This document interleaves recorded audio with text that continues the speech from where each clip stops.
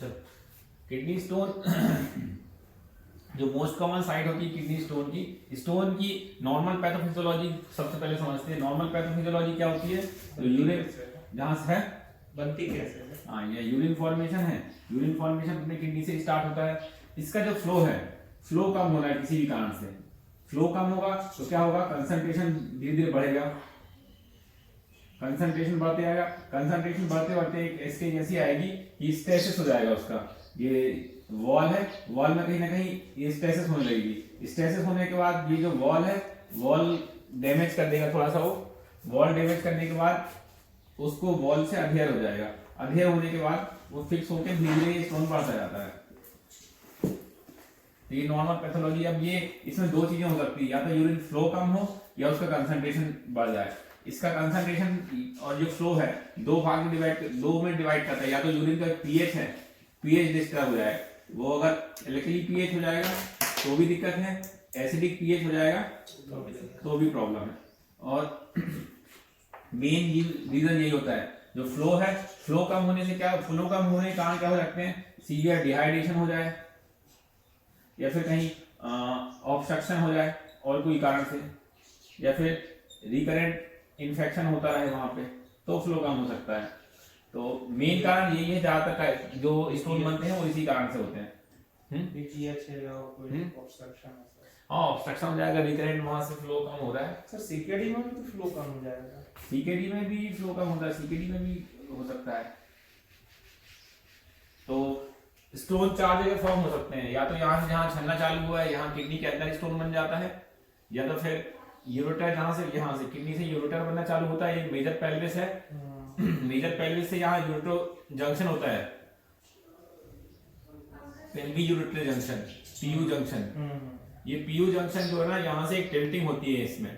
तो most common side होती है स्टोन की यही होती है, जहां से टिल्ट होता है। क्योंकि जहां पे भी मोड़ आएगा अपन को गाड़ी धीमी करनी पड़ेगी, ऐसे यूरिन का फ्लो भी धीमा हो जाता है। यूरिन का फ्लो जहां पे धीमा हुआ, जैसे ये इस टिल्ट है, इस टिल्ट में जहां यूरिन का फ्लो डिक्रीज होता है वहां पे थोड़ी सी भी अगर वॉल डैमेज हो गई है तो वो चिपकता जाएगा वहां पे।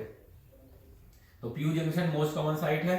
इसके बाद आते हैं और नीचे आया ये ब्लैडर है। ब्लैडर में या तो यहाँ का स्टोन आके यहाँ जम सकता है, यहाँ पे इटसेल्फ यहाँ पे भी बन सकता है कोई स्टोन, और यूरेथ्रा है यहाँ पे स्टोन बन सकता है।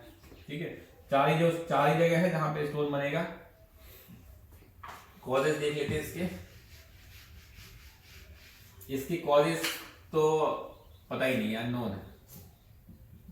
ठीक है, कॉज अननोन है, कॉज अपन को पता ही नहीं क्यों बनता है, कैसे बनता है, किसी ये बनता है, हर किसी पेशेंट में बनता है, पर्टिकुलरली उन्हीं पेशेंटों में बनता है। कई पेशेंट है जो बिल्कुल पानी नहीं पीते हैं, उनमें भी नहीं बनता। कई रोज पानी पी रहे, लगातार पानी पी रहे, उनमें बन जाता है। तो कॉज अननोन है, कॉज पता ही नहीं, सिर्फ अपन रिस्क फैक्टर पता कर सकते हैं कि रिस्क फैक्टर क्या है, किसको ज्यादा चांसेस है बनने के। सबसे पहला फैमिली हिस्ट्री जिसकी हो, दूसरा जिसको प्रीवियस स्टोन की हिस्ट्री है,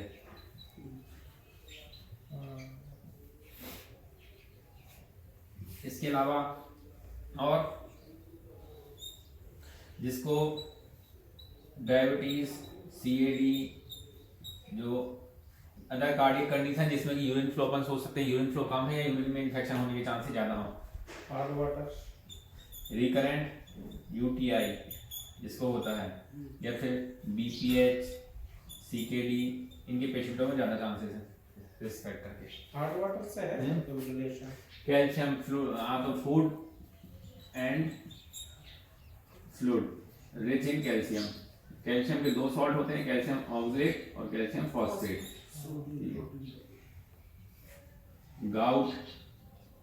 गाउट में क्या होगा, यूरिक एसिड बढ़ जाएगा, यूरिक एसिड स्टोन बनाएंगे स्टोन के टाइप्स में। और हाइपरफॉस्फेटेमिया जो फॉस्फेट जो ज्यादा हो जाता है बॉडी में, तो बोन से जो है कैल्शियम निकालने लगता है, तो बोन का कैल्शियम भी यूरिन में जाने लगता है। पांचवा सेडेंट्री लाइफस्टाइल।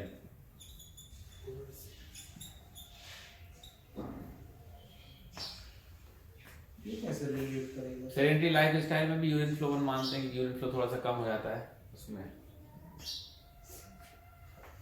ठीक है, रिस्क फैक्टर यही है, लेकिन रिस्क फैक्टर से अपन प्रोबेबली बता सकते हैं किसको होगा किसको नहीं होगा, इसका कॉज पता ही नहीं है। टाइप्स कितने हैं, टाइप्स ऑफ स्टोन होते हैं कैल्शियम ऑक्सलेट स्टोन, यही मोस्ट कॉमन होता है। 80 to 90% केसेस में कैल्शियम ऑक्सलेट स्टोन होता है। उसके अलावा कैल्शियम फॉस्फेट स्टोन होता है, यूरिक एसिड स्टोन होता है, सिस्टीन स्टोन होता है, और एक कौन सा होता है जो स्टोन बैक्टीरिया से बनता है, जो स्ट्रूवाइट स्टोन। इन दोनों की कॉज बताइए, कैल्शियम और कैल्शियम, ये जनरली जो कैल्शियम फॉस्फेट है, कैल्शियम जो अपना नॉर्मल कैल्शियम होता है वो होता है ये। बाकी कैल्शियम और ऑक्सलेट दोनों अलग अलग चीजें होती हैं। यूरिक एसिड है। अब अपन को देखना है कि डाइट इनमें कौन सी डाइट होती है जो इनमें रिच होती है, जो कि नहीं लेना है। जितने भी कैल्शियम है उसमें क्या होगा, मिल्क और डेयरी प्रोडक्ट, मीट, ये दो मोस्ट कॉमन है जो कि कैल्शियम रिच होते हैं प्रोडक्ट। ये अपन को अवॉइड करना है। जितने भी स्टोन वाले पेशेंट हैं सबको ये एडवाइस करना है कि मिल्क और डेयरी प्रोडक्ट अवॉइड करना है। यूरिक एसिड वाले स्टोन जो रहते हैं generally meat, high protein metabolism का एंड प्रोडक्ट। तो जितने भी अपन को नॉन वेजिटेरियन डाइट है उसमें ज़्यादातर यूरिक एसिड होता है। स्ट्रूवाइट स्टोन जो होता है ना, ये रिकरेंट यूटीआई वाले पेशेंटों में होता है। इसमें जो ई कोलाई प्रोटीएज है ना, इनके कारण स्टोन बनता है। तो स्ट्रूवाइट स्टोन ठीक है, ये हो गया कॉमन कॉजेज। पैथोफिजियोलॉजी देख लिया अपन ने। आगे स्टोन कैसे प्रेजेंट करता है, क्लिनिकल फीचर और डिफरेंशियल डायग्नोसिस। क्लिनिकल फीचर में आते हैं सिम्टम्स क्या प्रेजेंट करेगा।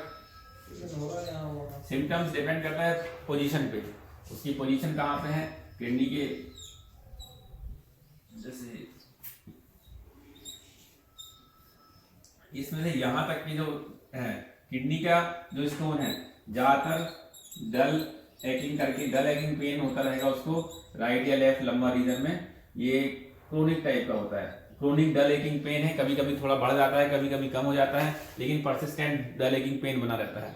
ये मोस्ट कॉमन कॉज है। इसके साथ साथ उसको रिकरेंट हेमेचूरिया की कंप्लेंट हो सकती है, क्योंकि यहाँ पे वो जो फ्री नेफ्रॉन है, नेफ्रॉन को डैमेज करेगा तो रेड कलर यूरिन वो कंप्लेंट कर सकता है कि इसको रिकरेंट हेमेचूरिया की कंप्लेंट होती रहती है।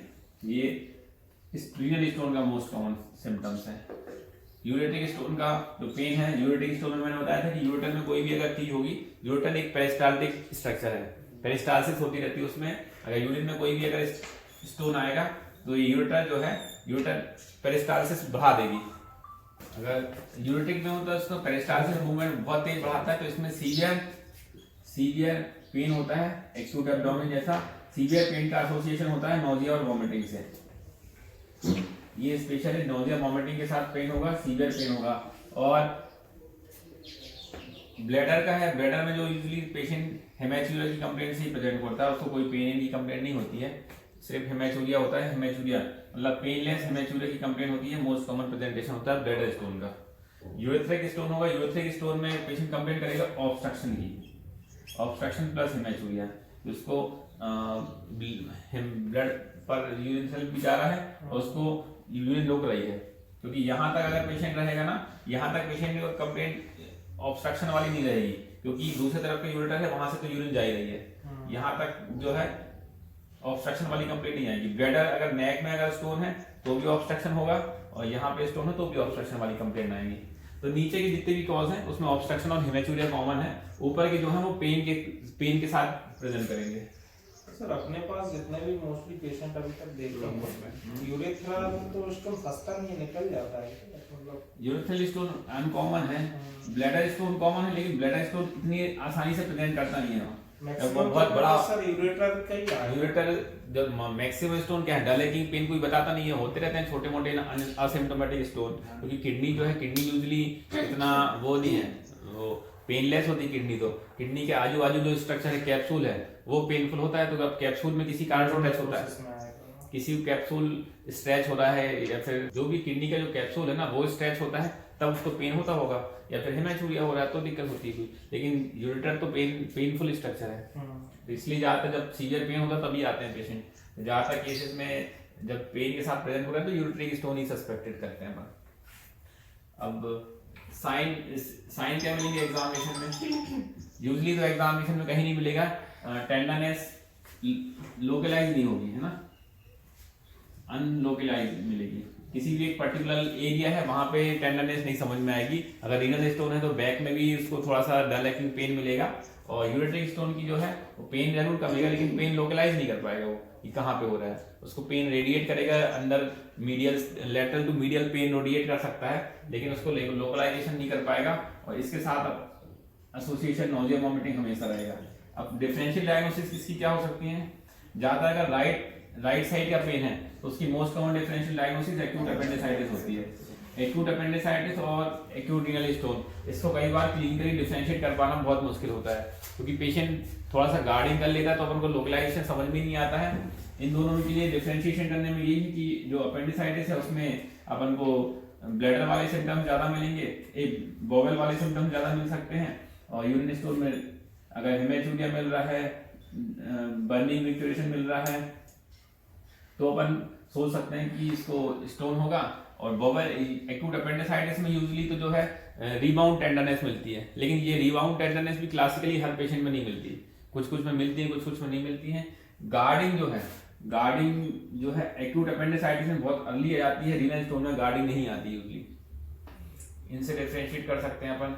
बाकी हिस्ट्री एग्जामिनेशन प्रीवियस हिस्ट्री से डिफरेंशिएट कर सकते हैं उसको स्टोन का। ठीक है, साइन के बाद अपन आते हैं क्या है, इन्वेस्टिगेशन क्या क्या कराओगे? इन्वेस्टिगेशन ऑफ चॉइस क्या है इसमें? USG abdomen. यूएसजी एब्डोमेन में अपन को ये भी समझ में आएगा कि साइड क्या है, साइड के साथ साथ उसके अदर कोई कॉम्प्लिकेशंस तो नहीं है, हाइड्रोनेफ्रोसिस तो नहीं हो गई, वो भी समझ में आ जाएगी। इसके अलावा अगर यूएसजी में नहीं दिख रहा है फिर भी क्लिनिकली आप स्टोन सस्पेक्ट कर रहे हो तो इसके अलावा फिर आईबीपी है, इंट्रावीनस पाइलोग्राफी।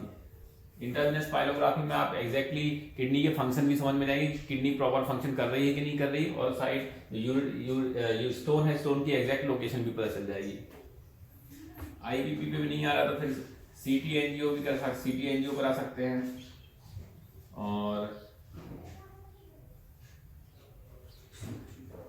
बाकी इसके साथ associated symptoms KFT, urine RM आपको कराना पड़ेगा, सीबीसी कराना पड़ेगा कि कोई अदर यूटीआई इन्फेक्शन तो नहीं है, अदर पैरामीटर खराब तो नहीं है, किडनी में कोई डैमेज तो नहीं है। उसमें से सिस्टोस्कोपिक का है कोई सिस्टोस्कोपिक देखने के लिए कर सकते हैं, ऊपर का स्टोन देखने के लिए, लेकिन सिस्टोस्कोपिक यूजुअली जब अपन तब करते हैं जब उसको कोई इंटरवेंशन करना हो, साथ में इंटरवेंशन भी कर दो, सिर्फ डायग्नोस्टिक पर्पस के लिए कम ही करते हैं। आगे ट्रीटमेंट देखो, एलोपैथिक में तो इसका कोई बहुत ज्यादा मेडिकल ट्रीटमेंट है ही नहीं, सिर्फ प्रिवेंशन ही है। इसका ट्रीटमेंट आपका आयुर्वेदिक और होम्योपैथिक में ज्यादा ट्रीटमेंट है, तो एलोपैथिक में तो हमारे हिसाब से कोई नहीं है। एलोपैथिक में सिर्फ उसको सिम्टोमेटिक ट्रीटमेंट देना है, पेन के लिए दे दो, और उसके लिए एक ट्रायल दे सकते हैं उसको कि बहुत हाई फ्लूइड देके उसको डायोटिक दे दें जिससे स्टोन का प्रेशर के कारण निकल जाए। बाकी ऐसे कोई मेडिसिन नहीं है जिसमें स्टोन घोल सकते हैं, सिर्फ अपन का प्रिवेंशन ही है। एलोपैथिक में सिम्टोमेटिक ट्रीटमेंट देना है, pain killer, nausea, vomiting and sets. ठीक, एलोपैथी में इसके अलावा सिर्फ सर्जिकल ट्रीटमेंट ही अवेलेबल है। सर्जिकल ट्रीटमेंट अलग अलग टाइप से हो सकते हैं। सर्जिकल ट्रीटमेंट नॉन इन्वेजिव भी आते हैं, इन्वेजिव भी आते हैं। नॉन इन्वेजिव में आपको जो अपना एक लिथोट्रिप्सी वो मशीन रहती है ना, लेजर मशीन है, उससे आप पर्टिकुलरली लोकेट कर दो, उसको लोकेट करके उस उतने एरिया को, स्टोन जो है ना, स्टोन को बहुत छोटे छोटे पार्ट में तोड़ देगा तो वो इजीली यूरेटर से निकल जाएंगे। और इसके अलावा फिर सिस्टोस्कोपिक रिमूवल दो, डायरेक्टली यूरेथ्रोस्कोपिक से और ओपन है, ओपन भी रिमूव कर सकते हैं। बहुत सारे मेथड है, वो सब सर्जिकल मेथड है, अपन को इतना ज़्यादा दिमाग नहीं लगाना उसमें। मेडिकली ये है कि मेडिकली आप सिर्फ डायग्नोसिस बना सकते हो और सिम्टोमेटिक ट्रीटमेंट दे सकते हो। इसके अलावा थोड़ा बहुत आयुर्वेदिक होम्योपैथिक ट्रीटमेंट दे सकते हैं जिससे कि रीनल स्टोन निकल जाए। ठीक है।